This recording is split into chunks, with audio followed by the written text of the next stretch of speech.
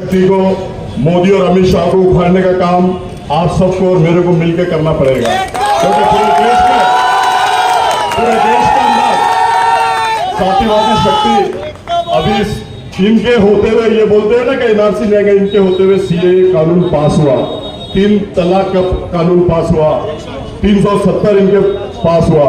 अब ये कहते हैं कि मुसलमानों का ठेका इन्होंने लेकर रखा है। इन्होंने ये शक्ति कपूर, शाहरुख खान नहीं है जाहिद भाई, ये शक्ति कपूर है, शक्ति कपूर ने ठेका लेकर रखा है। तो मैं आपके माध्यम से ये बताना चाहता हूं कि ये बोल रहे हैं कि कौम के खिलाफ एक कौम का उम्मीदवार प्रकाश अंबेडकर साहब ने दिया। अरे प्रकाश अंबेडकर साहब ने तो वो मुझ पर भरोसा किया है कि अफसर खान लोकसभा में जाके जातिवाद शक्ति को उखाड़ कर फेंकने का काम करेगा और अमित शाह मोदी के मुंह में जो आवाज करता है उनकी जबान खींच कर फेंकने का काम करेगा। अब प्रकाश अंबेडकर साहब की वजह से ये चुनकर आए, प्रकाश अंबेडकर साहब की वजह से ये चुनकर आए, और जब उनका वक्त आया ये खासदार बन गए, उनका वक्त आया बहुत जोर से ऐसा असद अवी से ऐसा गोद में उठा के बोल रहे थे कि ये बड़े भाई है, बड़े भाई को महाराष्ट्र का सीएम देखना चाहते हैं, महाराष्ट्र का सीएम, और ये शक्ति कपूर भी बोल रहा था। लेकिन उन्होंने जब उनका वक्त आया खासदार बन गए, और जब महाराष्ट्र की बात आई, प्रकाश अंबेडकर साहब की बात आई, तो 50 खोटे उनको सामने दिख रहे थे, 50 खोटे लिया और युति तोड़ दिया। ऐसे ये लोग हैं बेभरोसे। अब मैं आपको बता दूं कि मुसलमान के खिलाफ मुसलमान खड़ा है।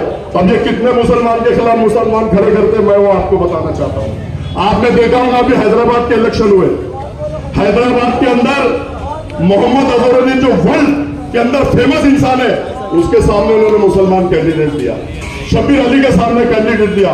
4 मुसलमान कैंडिडेट, अभी की बात है, चारों मुसलमान के खिलाफ मुस्लिम कैंडिडेट दिया और चारों मुसलमान को गिराने का काम ये असद अवीसी और ये शक्ति कपूर ने किया, किया। और दूसरी बात मैं आपको बता दूं कि आरएफ नसीम साहब को 250 वोट से इन्होंने गिराया, 250 वोट से। क्यों दिया भाई? जब मुसलमानों की तुम बात करते हो, कौम और मिल्लत की जब तुम बात करते हो, तो तुम मुसलमान के खिलाफ क्यों देते हो? तुमने बाबा सिद्दीकी को गिराया, तुमने फरहान आजमी को गिराया। अरे तुमने बाबा सिद्दीकी जो महाराष्ट्र का 2-3 बार मिनिस्टर रह चुके बाबा सिद्दीकी, उनको तुमने गिराने का काम किया। अब तुम्हारे गिरने का टाइम आ गया तो प्रकाश अंबेडकर साहब ने अफसर खान को खड़े किया। अरे तुमको गिराने के लिए नहीं खड़ा अफसर खान। अफसर खान ये प्रकाश अंबेडकर साहब का सिपाही बोलकर लोकसभा में जाएगा और अफसर खान भारी अक्षर से चुन के आएगा, क्योंकि अफसर खान कौम और मिल्लत के लिए 25 साल से लड़ रहा है, कौम और मिल्लत के लिए मर मिट रहा है। और आज अफसर खान गिराने के लिए खड़े रहता था तो आपको मालूम होना चाहिए कि 2019 में मैं उसको गिरा देता था, लेकिन मुझे गिराना नहीं है, मुझे चुन के आना है। प्रकाश अंबेडकर साहब ने मुझ पर भरोसा किया, मुझे उनका सिपाही बना के खड़ा किया, और मैं ये जीतने के लिए खड़ा हूं, क्योंकि वंचित बहुजन आघाड़ी की पूरी टीम मेरे साथ है, अमित भाई मेरे साथ है, कृष्ण बनकर मेरे साथ है, ताई मेरे साथ है, और प्रकाश अंबेडकर साहब मेरे साथ है। तुम क्या गिराओगे? शक्ति कपूर, ये जनता जनार्दन मेरे साथ है, कौम और मिल्लत मेरे साथ है। और ये बोलते हैं कि अफसर खान गिराने को खड़ा। अफसर खान ये हो सकता है, अफसर खान ने जो शहर औरंगाबाद में काम किया, किराड़पुरा दंगल में जो काम किया, पलेगांव दंगल में जो काम किया, कटकट दंगल में जो काम किया, हो सकता है मेरे भाई अल्लाह ताला को ये माहौल बन के आया, अल्लाह ताला ने मुझसे बहुत बड़ा काम करेगा। हिंदुस्तान के अंदर जो जुल्म बन गया, अत्याचार मुसलमानों के ऊपर हो रहा, मामूली के नाम पे मारा जा रहा, गोश्त के नाम पे मारा जा रहा, दादी के नाम पे मारा जा रहा, टोपी के नाम पे मारा जा रहा, ये इनका मुंह बंद होता है। अरे ये तो छोड़ो, नमाज मेरा भाई रोड में पढ़ रहा, उसको लातों से मारा जा रहा, उसके ऊपर भी अफसर खान ने आवाज उठाई, और हर मसले में अफसर खान आवाज उठाएगा। मेरा सवाल आज देख लो, आप कुरैशी ब्रदर हमारे जो जानवर लेके आते हैं, उनको विश्व हिंदू परिषद और बजरंग दल उनकी गाड़ियां रोकती है, उनको मारती है, और उनके जानवर पूरे छीन लेती है। मैं 2.5 घंटे सिटी चौक में खड़ा था बकरीद के ईद के दिन भी। अरे लेकिन एक बार अफसर खान को चुन के दो, विश्व हिंदू परिषद में दम है, ना आरएसएस में दम है, ना मोदी में दम है, ना अमित शाह में दम है। जैसे मैं यहाँ लड़ता हूँ शिवसेना और बीजेपी से, वैसे ही वहां जाके आप लोगों के लिए लड़ूंगा। आप लोग 13 तारीख को, आने वाली 13 तारीख को भारी अक्षर से सब घर से निकलो, वोट करो। अब ये लोग बोलते ना अल्लाह का वास्ता देता हूँ, रसूल का वास्ता देता हूँ। अरे जब मुसीबत आती है तो कौन से बिल में घुस के बैठ जाते हैं भाई तुम? बिल का चूहे का जो बिल होता है उसमें तो घुस के नहीं बैठते, मैं ऐसा समझता हूँ। और ये अल्लाह रसूल का वास्ता देके, अल्लाह गवाह है, मैंने 15 बाटल खून दे दिया। अरे एक बाटल अगर कोई खून दे रहा तो डॉक्टर उसको पूछता कितने दिन पहले तुमने खून दिए थे? ये 15 बाटल खून दे रहे। झूठ पे झूठ, मक्कार लोग है ये। अब मैं वंचित बहुजन आघाड़ी के 2 लाख वोट अपने पास है। अब मुसलमानों को समझ आना चाहिए कि 1.5 लाख वोट वो झोली पसारते हैं, मैं भी आपके सामने झोली पसारता हूँ। 1.5 लाख वोट डाल दो, 1.5 लाख वोट डाल दो, नाम और मिल्लत की बात है। 1.5 लाख वोट डाल दो, मैं भी झोली पसारता हूँ। हयात लेके चलो, हयात लेके चलो, कायनात लेके चलो। चलो तो प्रकाश अंबेडकर साहब सब जाति धर्म के लोगों को साथ लेके चलो, साथ लेके चलो। जली तो आग कहते हैं, जली तो आग कहते हैं, मुझे तो राख कहते हैं। जिस राख से बने बारूद उसे अल्लाह हाफिज़, खुदा हाफिज़।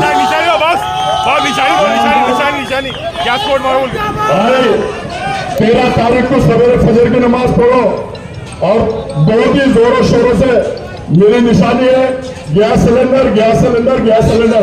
पूरे जिले में गैस सिलेंडर चलना चाहिए। और मुस्लिम समाज पर जो अन्याय अत्याचार हो रहा, दलित समाज पर जो अन्याय अत्याचार हो रहा, उसको रोकने का काम ये तुम्हारा भाई करेगा, ये तुम्हारा बेटा करेगा, ये तुम्हारा साथी करेगा। और जो मेरी माता ने घरों में सुनेंगे उनके लिए भी अफसर खान आवाज उठाना, ऐसा मैं कहता हूँ। अल्लाह हाफिज़, खुदा हाफिज़। अस्सलाम वालेकुम। स्टेज पे तशरीफ फरमा वंचित बहुजन आघाड़ी के तमाम जिम्मेदारान, औरंगाबाद पार्लियामेंट हिस्से के सब उम्मीदवार, अली जनाब अफसर खान साहब, मोहतरम बुजुर्गों, अजीज तरीन साथियों, 19 के बाद 24 आ चुका है। आपको मेंबर ऑफ पार्लियामेंट चुन के देना है। हम मौजूदा हालात में, मुल्क के जो मौजूदा हालात है उसमें मुसलमानों की जो हैसियत है इन 10 सालों के अंदर अच्छी तरीके से हमारे को मालूम पड़ चुकी है। तो मुनज़्ज़म होकर मुसलमानों ने जो कारनामे कुछ स्टेट्स में अंजाम दिए हैं, वही कारनामा इस वक्त हमको भी अंजाम देना है। सीएए का मसला था, सीएए के मसले में ये थे कि ये नहीं होगा, लेकिन हो गया। आने वाले वक्त में बीजेपी की हुकूमत हो सकता है एनआरसी लेके आए। जिस तरीके से उनकी तकरीरों से जो अंदाज़ा अभी कायम हो रहा है, उससे लगता है कि आने वाले वक्तों के अंदर एनआरसी भी जो है वो लाएंगे। लेकिन इंशाअल्लाह अज़ीज़ हमारा इत्तेहाद उनको यहाँ पर रोक देगा, उनको थाम लेगा। 19 के इलेक्शन का पस मंज़र भी आपको याद है। 24 के इलेक्शन में वही पस मंज़र आपके करीब आपको अच्छी तरीके से ये बात अपने जहनों में बिठाना चाहिए कि कौन से उम्मीदवार अब यहाँ से चुन के जाएंगे और कौन से नहीं जाएंगे। अफसर खान अगर यहाँ से चुन के जाएंगे, या हम दावा कर रहे हैं कि वो यहाँ से चुन के जाएंगे, तो उसके पीछे एक बड़ी वजह ये है कि अभी जो है हमारे सैयद मदीन ने भी कहा कि इनके कहाँ से वोट शुरू हो रहे हैं। हमने देखा कि दलित समाज का, वंचित बहुजन आघाड़ी का, प्रकाश अंबेडकर साहब का जो एहसान मुसलमानों पर है, वो एहसान को हम ज़ाय नहीं होने देंगे। वो एहसान को हमारे को अच्छी तरीके से याद है। हम ये चाहते हैं कि वंचित बहुजन आघाड़ी के यहाँ जिम्मेदार हैं जिन मुसलमानों ने जो है इन लोगों को धोखा दिया, इनसे अपने पूरे मफाद वाबस्ता रखे, और मफा जब टाइम आया तो इनको जो है अपना रास्ता नाप दिया। वक्त सबका आता है, सब वक्त सबका आता है। लेकिन कुछ ईमानदारी भी देखने की चीज है। ये मक्कारी की चालें आपकी कब तक चलेंगी? कब तक आप मक्कारी करते रहेंगे कि इससे काम निकाल लिए उसको छोड़ दिए? तो ये मक्कारी की चालें छोड़ो। हमको मालूम है आप शिवाजी महाराज के मावड़े हैं, हम अच्छी तरीके से जानते हैं। हम ये भी जानते हैं कि आपका औरंगजेब से कोई लेना देना नहीं, तो फिर आपका लेना देना किससे? अगर आप हमारे बुजुर्गान दीन को हाथ उठा के कहते हैं कि हमारा लेना देना नहीं, तो हम कहते हैं तुमसे कि हमारा तुमसे लेना देना नहीं है।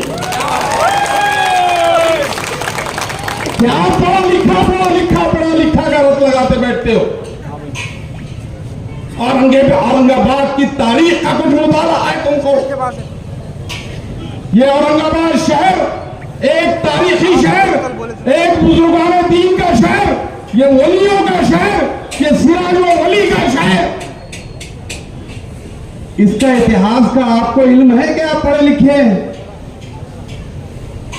आप पढ़े लिखे हैं, बड़े दावा कर रहे हैं, वोट डंके की चोट पे कह रहे हैं आप पढ़े लिखे हैं। तो औरंगाबाद की तारीख से क्या वाकियत है आपकी?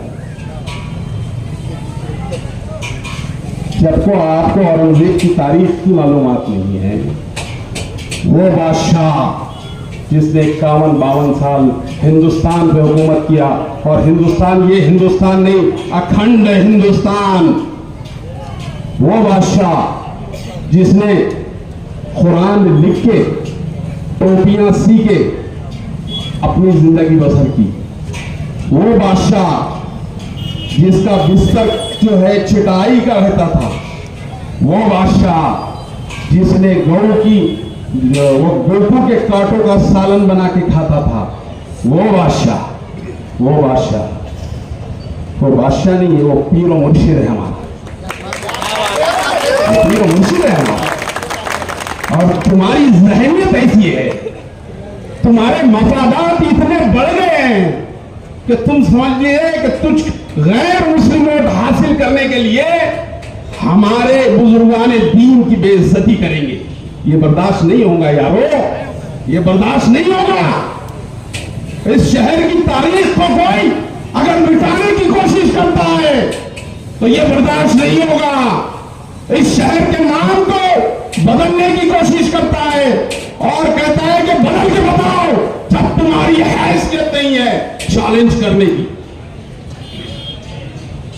तुम्हारी हैसियत नहीं है अगर किसी को चैलेंज करने की, तो फिर वो बात नहीं करना। तुम कहां से आए थे? तुमको ये मुसलमानों ने कहां बिठा दिया? जरा अंदाजा करो, अपनी हैसियत को जांचो, परखो अपनी हैसियत को। और अगर तुम्हारी हैसियत ये समझ रही है कि औरंगजेब रहमतुल्लाह अलैह मेरे सामने कुछ नहीं है, तो हम क्या कहते हैं कि हमारे सामने तो कुछ नहीं है।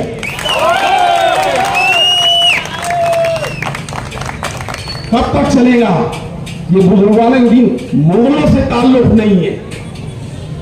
वो मुगल जिन्होंने 700 साल हिंदुस्तान पे हुकूमत की है, जिनके डंके ताजमहल की शक्ल में, बीबी के मकबरे की शक्ल में, पंचती की शक्ल में, कुतुब मीनार की शक्ल में, लाल किले की शक्ल में, ये सारे आलम के ऊपर, सारे हिंदुस्तान के ऊपर चमक रहे हैं।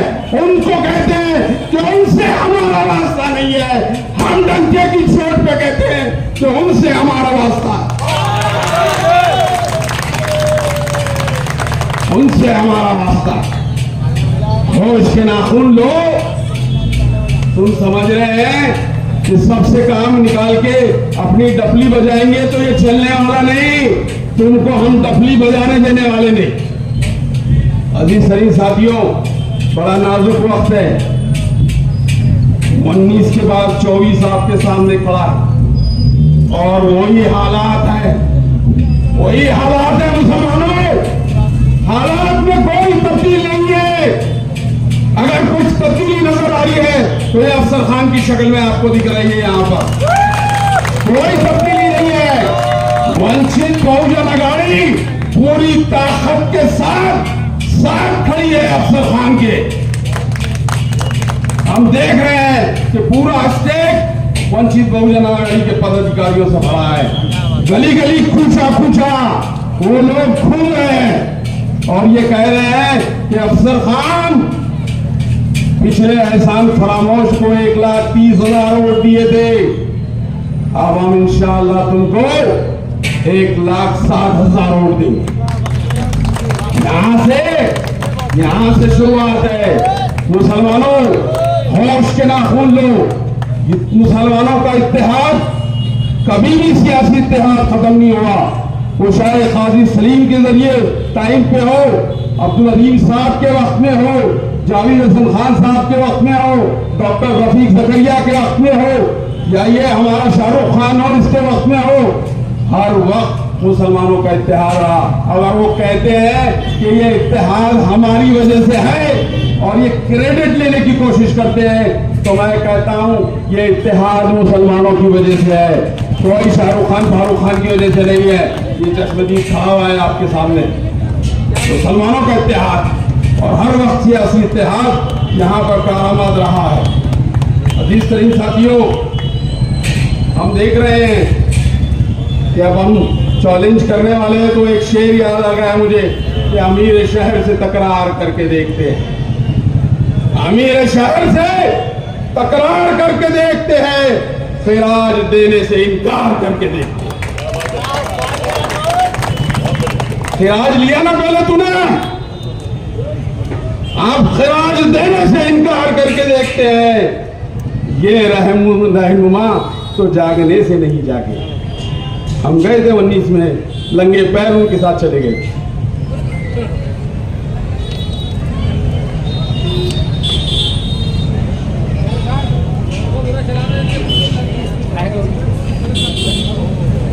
लंगे पैर उनके साथ चले गए। ये रहनुमा, हम समझते कि हम उनको जगाएंगे कुछ, वो जागने के लिए तैयार नहीं है। वो हमारे आबा अजदाद की शनाख्त से इनकार कर रहे हैं। सोचो मुसलमानों, हमारी शनाख्त मिटेगी, औरंगजेब रहमतुल्लाह अलैह का वो शनाख्त मिटेगी? नहीं मिलेंगी। हमारी शनाख्त से इनकार कर। ये रहनुमा तो जागने से नहीं जागे। चलो अवाम को बेदार करके देखते हैं। हम आए हैं आपके पास, इल्तिजा लेके आए हैं कि हालात वही है दोस्तों, हालात वही है। बार बार मैं आपको झिझोड़ के इसलिए कह रहा हूं कि हालात वही है, किरदार तब्दील हुआ है और वो किरदार भी 25 साल से सियासी खिदमत आप लोगों की दे रहा है। 25 साल से वो सियासी खिदमत अपनी दे रहे हैं, तो फिर हम आपको जो है, चलो अवाम को बेदार करके देखते हैं। हम आपको बेदार करने के लिए आए कि हालात वही है। सीट आएंगी तो यही जो समीकरण प्रकाश अंबेडकर साहब ने यहां देके गया था, दलित और मुसलमानों के इत्तेहाद, दलित और मुसलमानों के इत्तेहाद का यही समीकरण देके गया था यहाँ पर। और मैं आपको जो है पूरे हालात से आगाह करते हुए कह रहा हूं कि 21% मुसलमान है पूरे पार्लियामेंट्री हल्के में, 21%। और वंचित बहुजन आघाड़ी का जो है यहाँ पे SC ST का जो परसेंटेज है वो कम से कम 17% है। अब आप अंदाजा लगाओ हमारी सीट आती कि नहीं आती। भाई भी 19 में जब खिलाफ में दावा कह रहा कि नहीं आती थी, लेकिन जब मैंने हालात का जायजा लिया तो मैं कह रहा कि 19 में हमने चुन के लाके दी। और चुन के लाके दिए तो चुन के लाके देने के बाद हमारे मसाइल कौन हल करेगा?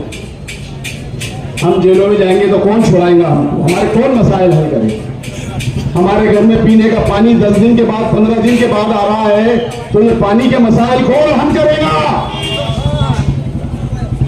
फिर उसके बाद हमारे वक्फ बोर्ड के मसाइल है वो कौन हल करेगा?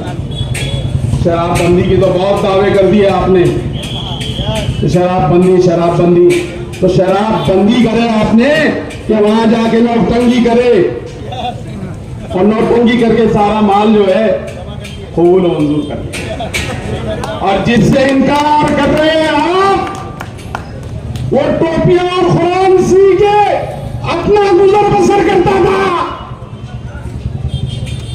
तुम शराब के पैसों पे अय्याशी कर रहे हो और उस शख्स को कह रहे हैं कि उससे मेरा कोई ताल्लुक नहीं है। उस शख्स से कह रहे हैं जिसके पेट में गोकुल के कांटों का सालन रहा करता था, टोपी सी के अपनी उजरत हासिल करता था, कुरान लिख के जो अपनी उजरत हासिल करता था, उस शख्स से कह रहे हो कि हमारा ताल्लुक नहीं है। मुसलमानों बताओ और बता दो कि हमारा तेरे से कोई ताल्लुक नहीं है।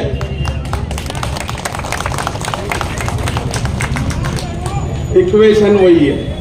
फिर कह रहा हूं कि हालात वही है, हालात में तब्दीली नहीं हुई है।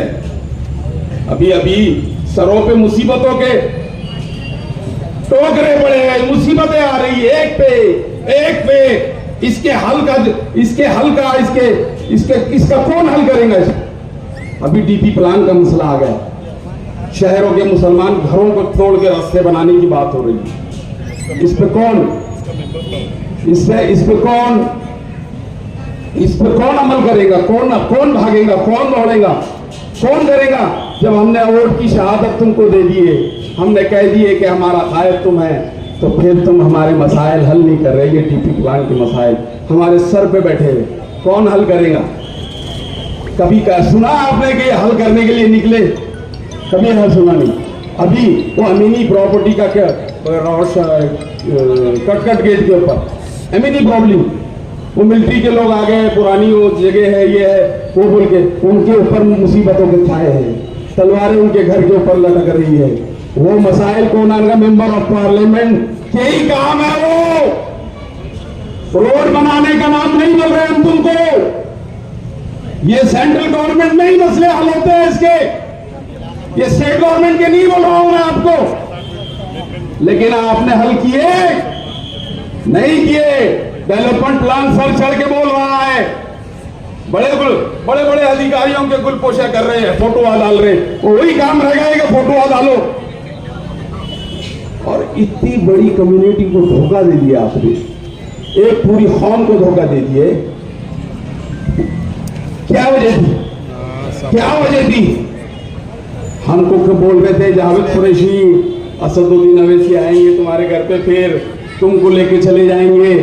अब मेरा जवाब सुन लो दोस्तों, बिल्कुल मेरे दिल के करीब है, बहुत दिल के करीब है। लेकिन मेरा मिशन है, मेरा आज़्म है ये कि मैं ये दो कौमों को सियासी तौर से ऊपर उठाने की कोशिश करूं, उसमें कुछ हिस्सा मेरा यहां पर लग जाए। मैं रोटी का एक रोटी हाथ में लेके नहीं बैठा हूं यहां पर कि जो दाल आए वो यही रोटी के ऊपर आए, जो दाल आए वो यही रोटी के ऊपर आए। मेरा मकसद है सियासी तौर पे मुसलमान और दलित इस महाराष्ट्र के अंदर लीड करें, ये मकसद है हमारा। और ये मकसद के तहत ही मेंबर ऑफ पार्लियामेंट की शक्ल में अफसर खान आपके सामने खड़े। हमारा मकसद रोटी पे दाल खींचना नहीं है, खुदा की कसम रोटी पे दाल खींचना। हमारा मकसद दो कौमों को मजबूत करना है, दो कौमों की मजबूत लीडरशिप को परवान चढ़ाना है। और ये सब अगर किसी की क़यादत में किया जा सकता है तो उस शख्स का नाम है प्रकाश सिंह। क्योंकि हमने देखा है कि अभी पार्लियामेंट के इलेक्शन में मुसलमानों को 5 से 6 सीट दिए उन्होंने, उसमें 1 सीट औरंगाबाद की। अजीज सरीन साथियों, वक्त की कमी है, अफसर खान साहब को भी बात करना है। मैं ये कोशिश कर रहा हूँ, मैं आपसे इल्तिजा कर रहा हूँ, मैं आपसे गुजारिश कर रहा हूँ कि वक्त वही है। मैं बार बार कह रहा हूँ और मुझे अंदाजा है, और मेरे अंदाजे अल्हम्दुलिल्लाह गलत नहीं होते, मेरे अंदाजे कभी गलत नहीं होते, बहुत आगे पीछे 19-20 हो जाते। मैं बार बार कह रहा हूँ कि इक्वेशन वही है, हालात वही है। 19 के बाद 24 में भी मुसलमान उम्मीदवार यहाँ पर चुना के हम ला सकते हैं। और वो उम्मीदवार शायद हो सकता है अफसर खान आपके पास हो।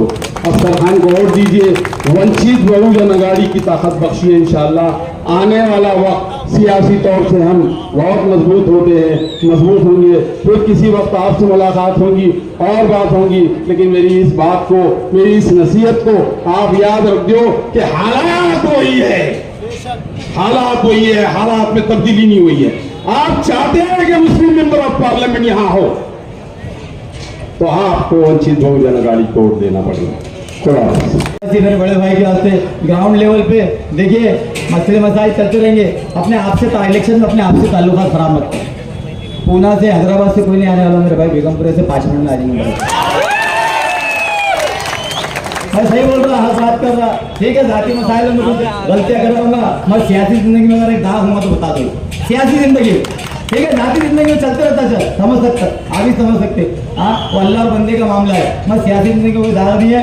तो मैं आपको और एक आखिरी बात बता दूं कि अफसर खान जो है तो उनकी 1 तारीख का रुझान कम नहीं, एक भी बहुत सारी बातें है आगे और से प्रोग्राम होंगे, वो बात से बात निकलेंगी तो इंशाल्लाह बोलूँगा।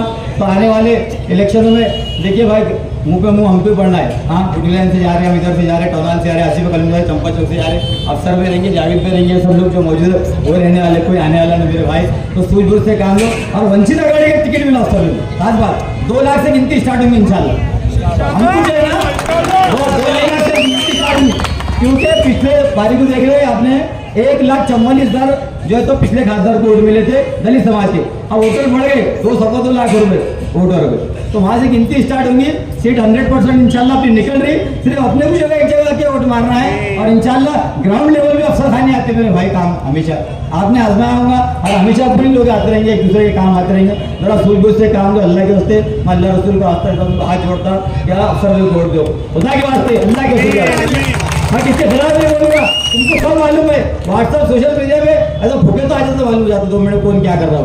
और मेरे औरंगजेब रहमतुल्लाह अलैह के खिलाफ जो गुस्ताखी की गई, आप बेहतर जानते किसने किया। ये औरंगजेब रहमतुल्लाह सरजमीन है मेरे भाई, औरंगाबाद शहर है, गुस्ताखी की उन्होंने और उनके नाम पे चुन के आए। मैं आपसे हाथ जोड़ के गुजारिश करूंगा कि आने वाले इलेक्शन में अफसर भाई का साथ दो। और कैलकुलेशन है ना, ऐसा भी नहीं कि नहीं आती बोलिए, आती ना। 2 लाख से गिनती स्टार्ट हो रही, दलित समाज के ऑर्डर, फिर अपने 2 लाख भी मिल गए तो चुन के कैलकुलेशन है ना, आती है ना, आपको समझदार है ना। और आखिरी चंद अशार में अपनी बात से खत्म करूंगा कि हर सिमत मचलती किरणों में अब सोने शबे गम तोड़ दिया, अब जाग उठे हैं दीवाने, दुनिया को जगा कर दम लेंगे। ये बात आया है दुनिया पर, हम फूल भी है तलवार भी है, या बस में जहाँ महकाएंगे या खूब में नहाकर दम लेंगे। सोचा है कफीलत कुछ भी हो, हर हाल में अपना हक लेंगे, इज्जत से जिए तो जी लेंगे या जामे शहादत पी लेंगे। अल्लाह मिलिंद बोर्डे, रवि बापू तायड़े और हमारे सभी मान्यवर, आज की जो यहाँ पे एक छोटी सी सभा बोलूंगा मैं इसको, इस छोटी सी सभा में आप सबको मालूम होगा कि आज देश की हालत क्या हो चुकी है, देश कौन से रास्ते पे जा रहा है। मोदी ने उसके एक पिट्टू को कह के कहा 2 महीने पहले, जिसके लिए बाबा साहब अम्बेडकर और हम सब एक लड़ रहे थे, आप सब देख रहे थे। एनआरसी ये जो कायदा है, काला कायदा, ये फिर से एक बार उन्होंने आए बात तुमको हमको हम सभी को ये एनआरसी के तहत ये लॉकअप में डालने का काम ये अमित शाह ने 2 महीने पहले बोल दिया। अरे हमको कैसे लॉकअप में डालेंगे, हम इस धरती के लोग हैं, हम भारत के 2 लोग हैं, तो हमको लॉकअप में डालने से पहले हम तुम्हारी कब्र गुजरात में खोद डालेंगे, हम तुम्हारी कब्र गुजरात में खोद डालेंगे। हम इस मन से कहते हैं। इस मोदी के राज में हमारे नेताजी कह रहे हैं कि ये भारत देश के इतने बड़े बड़े लोग, 17 लाख लोग ये भारत देश छोड़ के, इस मोदी के डर से भारत छोड़ के इतर देश में चले गए। तो हम ये यहाँ से मंच पर से कहना चाहते हैं कि मोदी को डरने वाले ये बाबा साहब अम्बेडकर की फौज नहीं है। ये मुस्लिम भाई कभी भी मोदी को डरेंगे नहीं, हम डरने वालों में से नहीं है। मैंने तो अफसर भाई को 4 महीने पहले बोला था, आपको याद होगा अफसर भाई, आपका बर्थडे था, मैंने कहा था कि अफसर भाई हमको आपके जैसा एक उम्मीदवार चाहिए, हम बाबा साहब से कहेंगे और आपको टिकट दिलाएंगे। पिछले टाइम अंतुलन सरकार के बाद यहाँ पे एक काजी सलीम साहब आए, उनको सभी ने वोट दिए। उसके बाद एक इतिहास कर दिए, डॉक्टर बाबा साहब अम्बेडकर जी के पोते,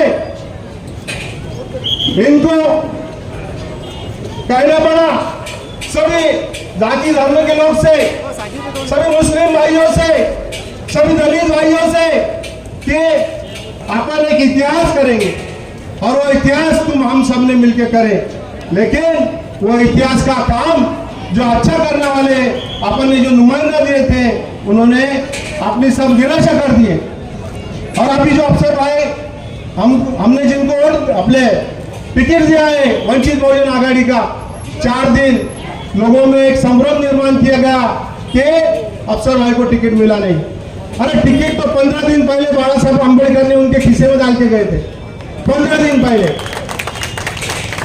और गुमराह करोगे कितना तुम? अफसर भाई जो है तो एक नेता है, अभिनेता है, उन्होंने फिल्म में काम किए।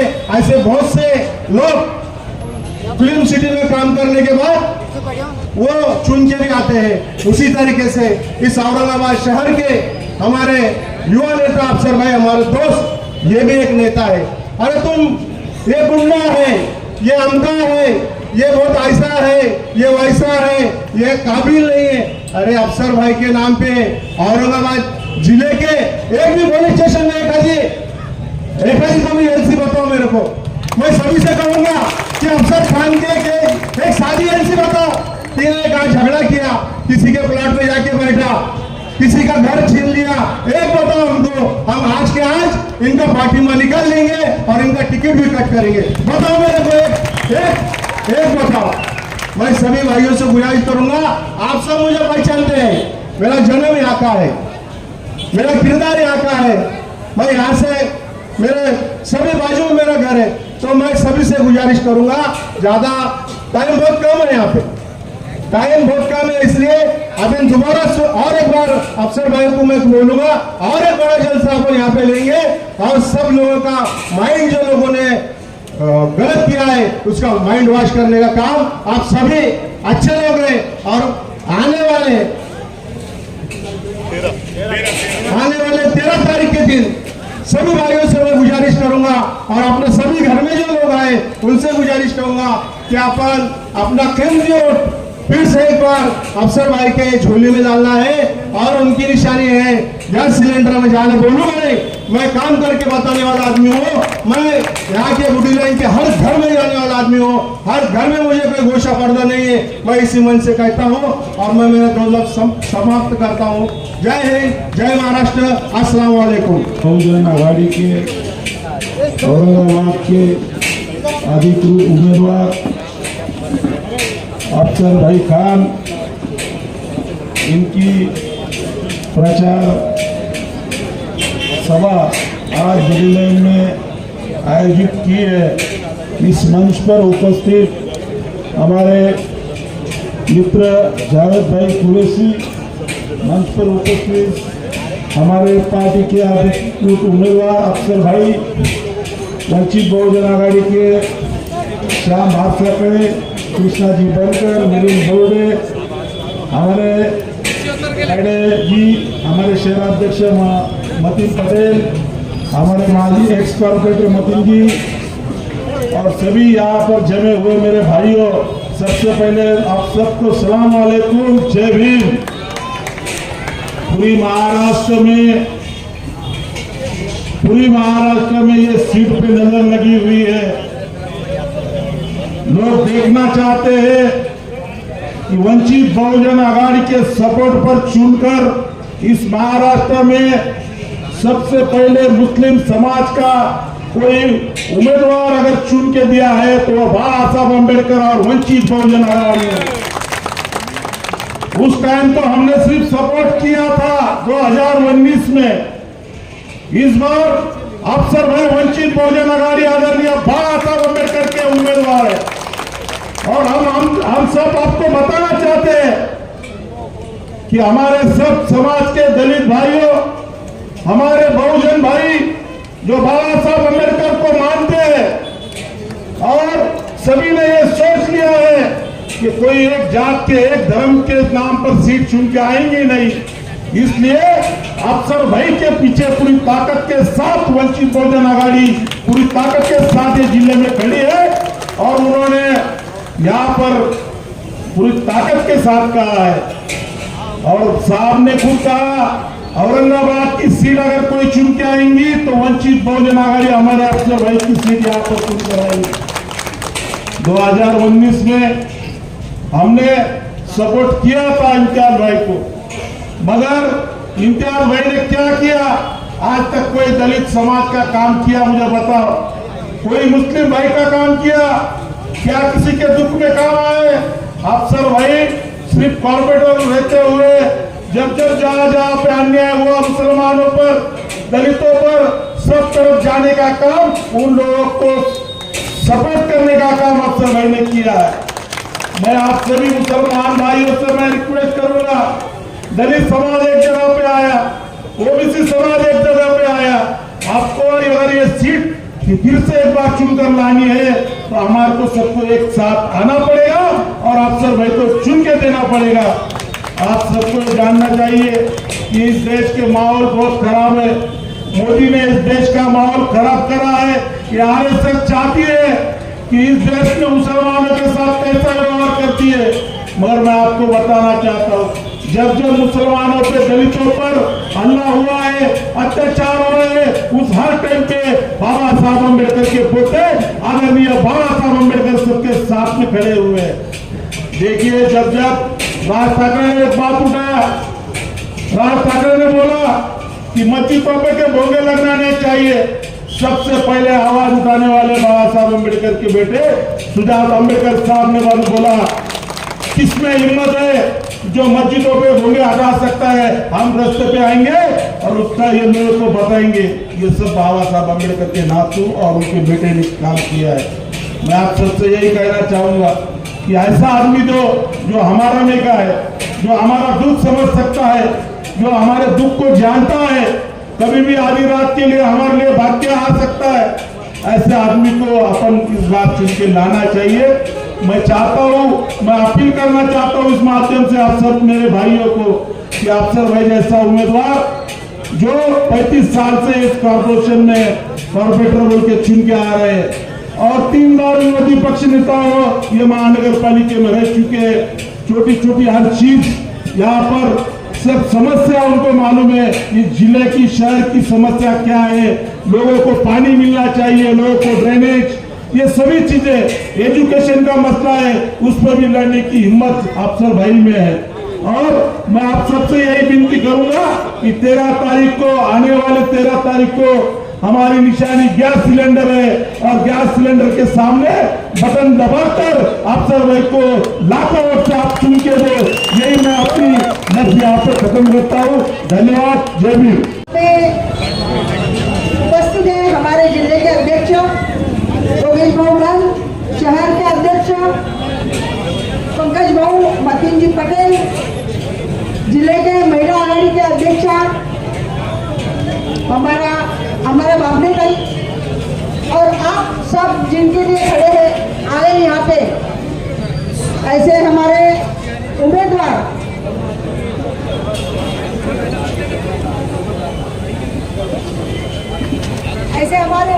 अफसर भाई यहाँ पे उपस्थित वंचित बहुजन आघाड़ी के राज्य के युवा आघाड़ी के सदस्य आदरणीय अमित भाऊ, हमारे साथ वंचित के साथ जो हमेशा खड़े होते हैं, ऐसे हमारे कुरैशी भाऊ, सभी वंचित बहुजन आघाड़ी के पदाधिकारी और आप सभी मेरे भाइयों, आपको पता है 2019 में वंचित बहुजन आघाड़ी और आप सब लोगों ने एक उम्मीदवार चुन के दिया था, बराबर है? लेकिन ये 5 सालों में वो जो हमारे सिर में रहता है ना, जो पहले पैर में रहता है, फिर घुटने में आता है, बाद में सिर में जाता है और अभी वो सिर के बाहर निकल गए, हमारे तरफ ध्यान ही नहीं है। इसमें से कोई बोल सकता है कि 5 साल में वो उम्मीदवार ने हमारे लिए कुछ किया है? जितने भी लोग हैं, एक ही बात सामने आ रही है कि मुस्लिम के आगे मुस्लिम खड़ा कर दिया। अरे भाई, ये हमारी पार्टी है, वो पार्टी से खड़े हैं, पार्टी के उम्मीदवार है, आप अकेले उम्मीदवार हैं और ये सब कारवा हमारे साथ में, हमारे उम्मीदवार के साथ में है और यही कारवा आपको आगे लेके जाना है। जितना भी हमारे गरीबों का था, जितना भी हमारे वंचितों का था, वो सब इनके पेट में चला गया। वक्फ बोर्ड की जमीन हमारी सरकार यदि आती है, भाई साहब चुन के आते हैं और आप लोग उनको चुन के लाते हैं कि वक्फ बोर्ड की जमीन हर एक गरीब को मिलेगी, हर एक गरीब को मिलेगी। किसी एक के लिए नहीं है ये। जो भी हमारे प्रॉब्लम है, पानी की समस्या होगी, हमारे बच्चों की पढ़ाई होगी, आज हमारे बच्चे जो इधर उधर घूम रहे, पढ़े लिखे हैं लेकिन फिर भी नौकरी नहीं मिल रही, बेरोजगार है और इनका काम क्या हो रहा है? सबको मजहब में बांटते चलो। आज तक हम जी रहे थे, आगे भी जिएंगे। कभी हमारे दिमाग में ये नहीं आया कि ये हिंदुस्तानी है, ये कहाँ का है, ये पंजाबी है, ये सिख है, हमारे दिमाग में नहीं आया। फिर भी जब हमारे दिमाग से ये सब निकल गया तो इनको अभी इनके दिमाग में और हमारे दिमाग में ये डाल रहे। रोज सवेरे उठते बराबर टीवी यदि ऑन करते हैं तो आपको यही दिखेगा कि हमारे मुसलमानों पर अत्याचार हो रहा है, हमारे महिलाओं पे अत्याचार हो रहा है, हमारी एक आधी लड़की चली गई, उसके पीछे कोई नहीं है। भाइयों, ये सब हमको बंद करना है तो एक पर्याय है आपके पास में, वंचित बहुजन आघाड़ी, सरदार बाबा साहेब अम्बेडकर, जो हमको सबको साथ में लेके चल रहे हैं।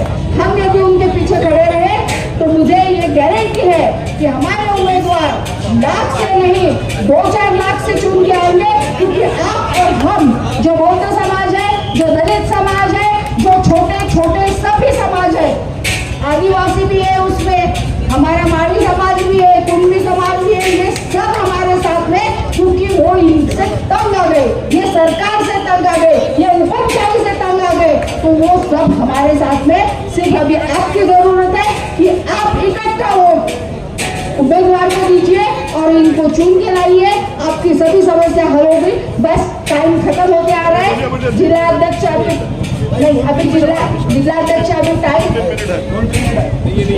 जिल्हाध्यक्षांना आपण तो टाइम दिलाच पाहिजे, तो त्यांचा जिल्ह्याचे अध्यक्ष